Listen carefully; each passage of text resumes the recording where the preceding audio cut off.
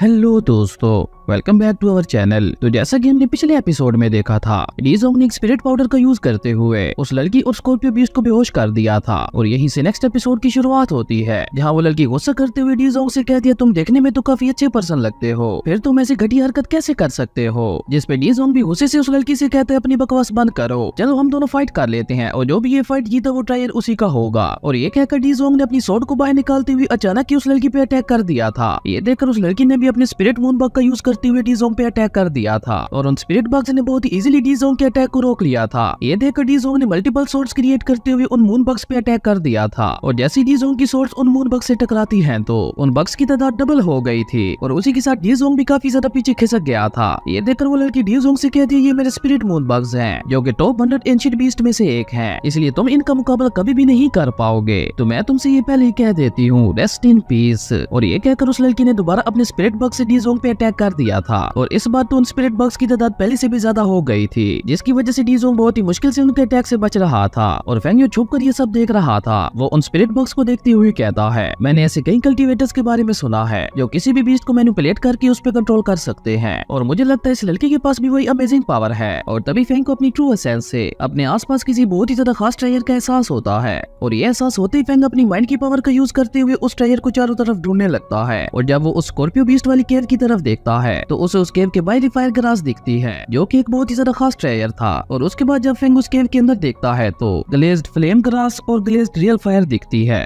और उन दोनों फ्लेम्स को देखकर फेंग बहुत ही ज्यादा खुश हो गया था। जिसके बाद फेंग अपनी पावर का यूज करते हुए खुद को इनविजिबल करके उसी केव की तरफ बढ़ जाता है, जहाँ ली जोंग और वो लड़की दोनों अभी भी उस ट्रायर के लिए फाइट कर रहे थे। और फेंग इस मौके का फायदा उठाकर चुपचाप उनके पास से गुजरते हुए उस केव के अंदर चला गया था, और उस केव के अंदर आते ही फेंग दोबारा विजिबल हो गया था। और उसी के साथ उसने अपने तलिस्मैन की पावर का यूज करते हुए उस केव की इंट्रेस्ट में एक शील्ड लगा दी थी, ताकि उन फ्लेम ग्रास को रिफाइन करते हुए कोई भी उसे डिस्टर्ब ना करे। और शील्ड लगाने के बाद फेंग उन फ्लेम्स को देखते हुए कहता है, अगर मैं इन फ्लेम्स को सक्सेसफुली अपनी दी हेवनली स्पिरिचुअल रूट्स के साथ मर्ज कर लूं, तो उससे मैं एक रोंग यान के डिवाइन वेपन को रिफाइन कर पाऊंगा। और अगर मैंने रोंग यान का वो डिवाइन वेपन सक्सेसफुली रिफाइन कर लिया, तो फ्यूचर में मुझे बहुत ज्यादा फायदा हासिल होगा, और उसी के साथ मैं एंडलेस रियल फायर को भी उसके साथ इंटीग्रेट कर पाऊंगा। और अगर ऐसा हो गया, तो मैं एक साथ कई सारे फाउंडेशन बिल्डिंग रियलम के इनिशियल स्टेज के कल्टीवेटर्स को भी हरा लूंगा। और ये सब सोचकर फेंग वहीं बैठते हुए उस फ्लेम को रिफाइन करने लगता है, और तभी फेंग की बॉडी के अंदर से भी उसकी रियल एंडलेस फायर बाहर निकलते हुए उस फ्लेम ग्रास के साथ मर्ज हो गई थी। जिसके बाद फेंग बाइडू के एरन टोकन को बाहर निकालते हुए कहता है, अब मैं बाइडू की डूकू टेक्निक का सेकंड वर्जन भी सीख गया हूँ, और उसी के साथ मैं की गेटिंग स्टेज के 49 लेवल पे पहुंच गया हूँ। और अगर मैंने सक्सेसफुली उस फ्लेम को रिफाइन कर लिया, तो मैं बहुत ही आसानी से 50 लेवल में ब्रेक थ्रू कर जाऊंगा। और तभी फेंग का वो आयरन टोकन दोबारा फेंग के अंदर चला गया था, और उस फ्लेम ग्रास को सक्सेसफुली रिफाइन करने की वजह से फेंग का गोल्ड चक्र भी ओपन हो गया था, जिसका मतलब था फेंग सक्सेसफुली की गेटिंग स्टेज के 50 लेवल पे पहुंच गया था। और उसी के साथ फेंग ने अपनी एंडलेस फायर और उस फ्लेम ग्रास का यूज करते हुए रोंग यान के डिवाइन वेपन को भी रिफाइन कर लिया था, जो कि एक स्पिरिट टावर की तरह था। और उस स्पिरिट टावर को देखकर फेंग बहुत ही ज्यादा खुश हो गया था। जिसके बाद फेंग अपने स्टेट्स को बाहर निकालता है, और वो अपने स्टेट्स को देखते हुए कहता है, मेरे पिछले कल्टीवेशन लेवल को देखते हुए मैं एक फाउंडेशन बिल्डिंग रियलम के मिडिल स्टेज के कल्टीवेटर को आसानी से हरा सकता था, पर अब मैं फाउंडेशन बिल्डिंग रियलम के पीक के कल्टीवेटर को भी बहुत आसानी से हरा सकता हूँ। और अभी अभी मैंने जिस स्पिरिट वेपन को रिफाइन किया है, ये की गेटिंग स्टेज के इनिशियल कल्टीवेटर की एग्जिस्टेंस भी इस वर्ड से खत्म कर सकता है। और अगर मैं इसमें अपने बाकी मैजिकल वेपन्स और तलिस्मैन्स को ऐड करूं, तो मैं एक साथ 2 फाउंडेशन बिल्डिंग रियलम के लास्ट स्टेज के कल्टीवेटर्स को हरा सकता हूं।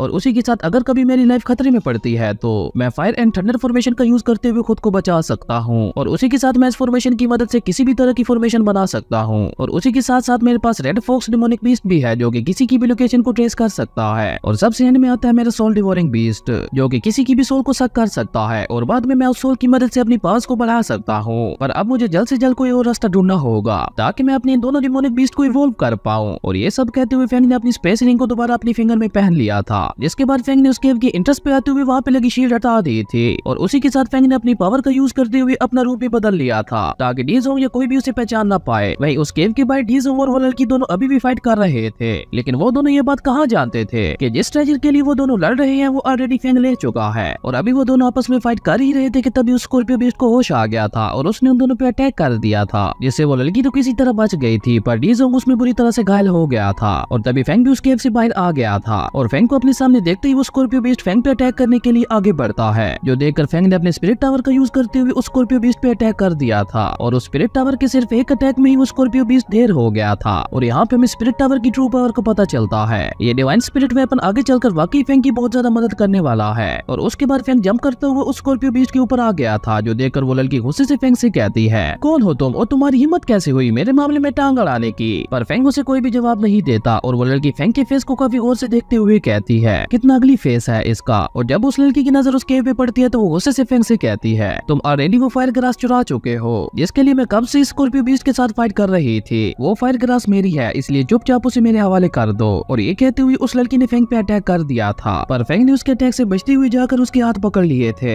जो देखकर वो लड़की गुस्से से फेंग से कहती है, शेमलेस पर्सन, मेरे हाथ छोड़ो और मुझे टच करके तुमने अपनी मौत को बुलाया है। और ये कहकर उस लड़की ने अपनी फुल पावर का यूज करते हुए किसी तरह अपने हाथ फेंग से छुड़ा लिए थे, जिसके बाद वो अपने स्पिरिट हंटर से लगातार फेंग पे एक के बाद एक अटैक्स करने लगती है। पर इस ब्रेक थ्रू के बाद फेंग की स्पीड इतनी ज्यादा बढ़ गई थी कि फेंग जब तेजी से भागता था तो उसकी आफ्टर इमेज सबको दिखती थी। और फेंग उस लड़की के अटैक से बचते हुए अपने मन में कहता है, ये लड़की तो वाकई बहुत ज्यादा पावरफुल है। उस स्कॉर्पियो बीस्ट ने इस लड़की पे पॉइजनस अटैक किया था, जिसकी वजह से इसकी बॉडी के अंदर भी काफी ज्यादा पॉइजन चला गया था और इतना ज्यादा इंजर्ड होते हुए भी इसने डीजोंग को हरा दिया और अब मुझे भी हराने की पूरी कोशिश कर रही है, इसलिए मैं इसकी पावर्स को अंडर एस्टिमेट नहीं कर सकता। वो लड़की जिसका नाम की यिंग था वो अभी भी लगातार फेंग पे अटैक किए जा रही थी और फेंग उसके अटैक से बचते हुए उससे कहता है, तो तुम इंसेक्ट कंट्रोलिंग टेक्निक यूज करना जानती हो, इसका मतलब है तुम बी जोन क्लैन की एक मेंबर हो। फेंग की ये बात सुनकर वो लड़की फेंग से कहती है, तुम्हारी आई साइट वाकई काफी ज्यादा अच्छी है। और ये कहकर वो लड़की प्राउडली कहती है, मैं बी जोन क्लैन की यंग मास्टर की यिंग हूँ। और ये कहकर वो दोबारा फेंग पे अटैक करते हुए कहती है, अब जब तुम्हें मेरे बारे में पता चल ही गया है तो चुपचाप वो फायर ग्रास मेरे हवाले कर दो, तो मैं तुम्हारी जान बख्श दूंगी। और ये कहकर वो दोबारा अपने हंटर से फेंग पे अटैक करती है, लेकिन फेंग ने उसके हंटर को पकड़ते हुए उसे अपनी तरफ खींच लिया था और की यिंग सीधा फेंग की बाहों में आ गिरती है। और फेंग उसके खूबसूरत चेहरे को देखते हुए बहुत ही रोमांटिक अंदाज में कहता है, अगर मैं तुम्हें वो ना दूं तो फिर क्या करोगी। फेंग की ये बात सुनकर की यिंग उससे कहती है, तुम्हें शर्म नहीं आती, तुम एक मर्द होते हुए अपनी पास का गलत फायदा उठाकर एक कमजोर औरत को परेशान कर रहे हो। जिसपे फेंग उससे कहते है, अब खेलो, मैं थोड़ी देर और तुम्हारे साथ खेलना चाहता हूँ। फेंग की ये बात सुनकर की यिंग उससे कहती है, तुम तो वाकई एक पत्थर दिल इंसान हो। जिसपे फेंग उससे कहते है, अगर मैं खुद को तुम्हारे साथ कंपेयर करूँ तो तुम्हारे मुकाबले में तो मैं एक ग्रेट पर्सन हूँ। और ये कहकर फेंग उसे छोड़ते हुए कहता है, फायर ग्रास मैं ऑलरेडी ले चुका हूँ और अब वो मेरी है, इसलिए तुम यहाँ से जा सकती हो। फेंग की ये बात सुनकर की यिंग उससे कहती है, मैं हार नहीं मानूंगी, मैं किसी भी तरह उस फायर ग्रेस को हासिल करके रहूंगी। और ये कहकर की यिंग ने दोबारा अपनी स्पिरिट मून बॉक्स से फेंग पे अटैक कर दिया था, पर फेंग ने अपने सिर्फ और प्रेशर से ही उन सभी स्पिरिट मून बॉक्स को खत्म कर दिया था। और उसी के साथ फेंग के और प्रेशर की वजह से की यिंग भी थोड़ा पीछे खिसक गई थी और वो हैरान होती हुई कहती है, ऐसा कैसे हो सकता है, स्पिरिट मून बॉक्स तो एंशिएंट बीस्ट की लिस्ट में टॉप पे है, तो फिर तुमने उन्हें इतनी आसानी से कैसे हरा दिया। मुझे लगता है मेरे स्पिरिट मून बॉक्स तुम्हें देखकर डर गए होंगे क्योंकि तुम्हारा फेस बहुत ही ज्यादा अगली है। उस लड़की की ये बात सुनकर फेंग सोचती हुई अपने मन में कहता है, ये स्पिरिट मून बॉक्स या तो बायोटिक इनहेरिटेंस की वजह से मुझसे डर रहे हैं या फिर ये मेरे दी हेवनली स्पिरिचुअल रूट्स की वजह से मुझसे दूर भाग रहे हैं। और फेंग अभी ये सब सोच ही रहा था कि तभी की यिंग ने दोबारा अपने स्पिरिट मून बॉक्स से फेंग पे अटैक कर दिया था, लेकिन फेंग उसके अटैक से बचते हुए बहुत ही तेजी से इधर उधर मूव करने लगता है और उसी के साथ वो की यिंग को चिढ़ा भी रहा था।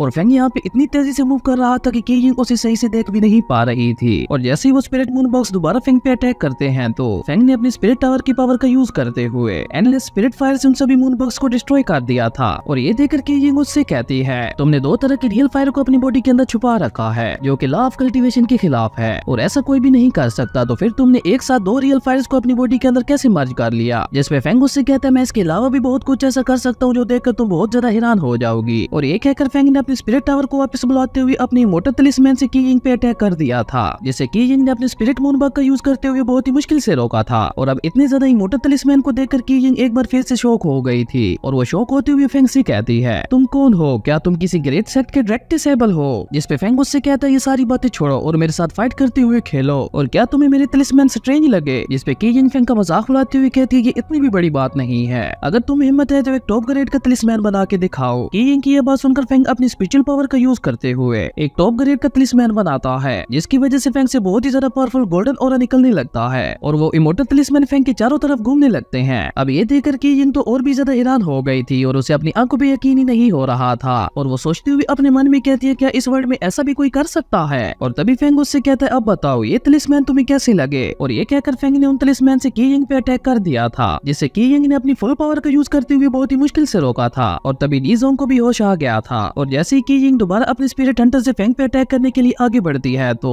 डीजोंग फेंग को केयरफुल रहने के लिए कहता है। और यहाँ पे डीजोंग फेंग को बिल्कुल भी नहीं पहचान पाया था। डीजोंग की ये बात सुनकर फेंग अपने मन में कहता है, मैं यहाँ पे अपने मैजिकल वेपन का यूज नहीं कर सकता क्योंकि अगर मैंने अपने मैजिकल वेपन का यूज किया तो डीजोंग मुझे पहचान लेगा। और ये सोचकर फेंग ने एक सीक्रेट टेक्निक का यूज करते हुए की यिंग के अटैक को रोक दिया था और उसी के साथ वो की यिंग की स्पिरिचुअल पावर को ऑब्जर्व करने लगता है, जो देखकर की यिंग दोबारा शॉक होती हुई कहती है आखिर ये किस तरह की टेक्निक है जिसकी मदद से ये मेरी स्पिरिचुअल पावर को ऑब्जर्व कर रहा है। और तभी फेंग उसे अपनी स्पिरिचुअल पावर की मदद से पीछे पुश करते हुए कहता है तुम हार चुकी हो। और फेंग की ऐसा कहती की यिंग नीचे गिरने लगती है और की यिंग नीचे गिरती उससे पहले ही फेंग ने उसे पकड़कर नीचे गिरने से बचा लिया था। और नीचे आती की यिंग फेंग से अलग होती हुई उससे कहती इस बार मैं थोड़ा केयरलेस हो गई थी इसलिए मैं ये फाइट हार गई, लेकिन अभी तक मैंने अपनी हार नहीं मानी, इसलिए मैं तुम्हें अपने साथ फाइट करने के लिए दोबारा चैलेंज करती हूँ। जिस पे फेंग उससे कहता है तुम जितनी बार मर्जी मुझसे फाइट कर लो लेकिन उसका रिजल्ट सेम ही रहेगा क्योंकि तुम इस काबिल नहीं हो कि मुझे हरा पाओ। और ये कहकर फेंग वहाँ से मुड़कर जाने लगता है, जो देखकर की यिंग उससे कहती है मुझे वाकई उस फायर ग्रास की बहुत ज्यादा जरूरत है, इसलिए अगर तुम मुझे वो फायर ग्रास देते हो तो उसके बदले में तुम मुझसे कुछ भी मांग सकते हो। जिस पे फेंग उससे कहता है क्या वाकई मैं तुमसे कुछ भी मांग सकता हूँ? जिस पे की यिंग उससे कहती है हाँ बिल्कुल, और अगर तुम मुझे वो फायर ग्रास दे देते हो तो वीजोंग क्लैन तुम्हारी एहसान कभी नहीं भूलेगा। की यिंग की ये बात सुनकर फेंग की यिंग के क्लोज आकर उसका फेस पकड़ते हुए कहता है क्या इसके बदले में मैं तुमसे शादी भी कर सकता हूँ? फेंग की ये बात सुनकर की यिंग को बहुत ही ज्यादा गुस्सा आता है और वो फेंग को धक्का देते हुए कहती है अगली कहीं के आज मैं तुम्हें जिंदा नहीं छोड़ूंगी। और ये कहकर वो की यिंग पे अटैक करती है। उससे पहले ही फेंग ने फायर ग्रास को बाहर निकालते हुए उसे की यिंग को दे दिया था और उस फायर ग्रास को पाते की यिंग फेंग से पूछती है तुम्हारा नाम क्या है? जिस पे फेंग उससे कहता है अभी तुम्हें मेरा नाम जानने की कोई भी जरूरत नहीं है और अब तुम्हें ये फायर ग्रास मिल गई है ना, तो अब तुम यहाँ से जा सकती हो। फेंग की ये बात सुनकर की यिंग चुपचाप वहाँ से उड़ते हुए चली गई थी। जिसके बाद फेंग उस स्कॉर्पियो बीस्ट के पास आता है और डीजोंग फेंग से कहते हैं सीनियर आपने वो फायर ग्रास उस लड़की को क्यों दे दी? फायर ग्रास देने से तो अच्छा था कि आप उसे मार देते। डीजोंग की ये बात सुनकर फेंग उसे बताता है कि वो लड़की बीजोंग क्लैन की यंग मास्टर थी और अब क्या ये जानने के बाद भी तुम उसे मारना चाहते हो? ये सुनकर डीजोंग बहुत ज्यादा डर गया था और वो कहता है नहीं नहीं मैं ऐसा कुछ भी नहीं चाहता। और वो फेंग से कहता है क्या वाकई? जिस पे फेंग उसे बताता है कि उस लड़की का साथ नेम फेंग था और मैंने ऑलरेडी मास्टर फेंग रू के बारे में सुन रखा है जो कि बीजोंग क्लैन के मास्टर हैं और उनके पास भी सेम इस लड़की की तरह ही इंसेक्ट बीस्ट को कंट्रोल करने की पावर है। तो इस हिसाब से मुझे लगता है ये लड़की मास्टर फेंग रू की डायरेक्ट डिसेबल होगी। अब ये सुनकर तो डीजोंग और भी ज्यादा डर गया था और वो नीचे गिरते हुए कहता है मैं बिल्कुल अंधा हो गया था, मैं उसे पहचान ही नहीं पाया, अगर मुझे उसके बारे में पहले से पता होता तो मैं उसके साथ फाइट ही नहीं करता। डीजोंग की ये बात सुनकर फेंग उससे कहता है तुम जल्द से जल्द अपने क्लैन के साथियों को ढूंढो क्योंकि बीजोंग क्लैन के लोग अब कभी भी तुम पे अटैक कर सकते हैं। जिस पे डीजोंग फेंग को ग्रीट करते हुए कहता है ओके सीनियर। और ये कहकर डीजोंग सोचते हुए अपने मन में कहता है ये पर्सन बहुत ही ज्यादा पावरफुल है और इसकी पावर्स को देखते हुए मुझे लगता है ये किसी सेक्ट का एक्सपर्ट जीनियस होगा और इसने अभी अभी मुझे यहाँ के बचाया भी था, तो इसका मतलब है ये मेरी केयर भी करता है और शायद इसने मेरे टैलेंट को पहचान लिया होगा इसलिए इसने मेरी मदद की होगी। अगर ये आदमी मुझे अपना डिसेबल एक्सेप्ट कर ले तो मुझे यहाँ पे कोई भी खतरा नहीं होगा, पर ये बात मैं इसे कहूँ कैसे? और ये सोचकर डीजोंग बहुत ही चालाकी से फेंग से कहता है सीनियर क्या मैं मेरे सामने खड़े ग्रेट मास्टर का नाम जान सकता हूँ ताकि जब भी मुझे मौका मिले मैं आपके इस एहसान का बदला चुका पाऊँ, तो क्या आप मुझे यहाँ पे अपने साथ रख सकते हैं? डीजोंग की ये बात सुनकर फेंग हंसते हुए अपने मन में कहता है ये तो वाकई बहुत ज्यादा चालाक निकला, ये बातों में मुझे अपना मास्टर बनाने की बात कर रहा है। जब डीजोंग को मेरा सच पता चलेगा तब इसका फेस देखने वाला होगा। और ये सोचकर फेंग अपने मन ही मन में हंसने लगता है और तभी फेंग सीरियस फेस करते हुए डीजोंग से कहता है मेरे पास इतनी ज्यादा नॉलेज नहीं है इसलिए मैं तुम्हें अपना डिसेबल नहीं बना सकता। और फेंग की ये बात सुनकर डीजोंग फेंग की मिन्नतें करते हुए कहता है सीनियर प्लीज मुझे अपना डिसेबल एक्सेप्ट कर लें, मैं बहुत ज्यादा टैलेंटेड हूँ और उसी के साथ मेरे पास 2 तरह की स्पिरिचुअल रूट्स हैं और अगर आप मुझे अपना डिसेबल एक्सेप्ट करते हैं तो मैं आपके लिए कुछ भी करने को तैयार हूँ। और तभी फेंग वहाँ पे पड़े एक स्टोन को अपनी स्पिरिचुअल पावर से एक ट्रेजर में चेंज करते हुए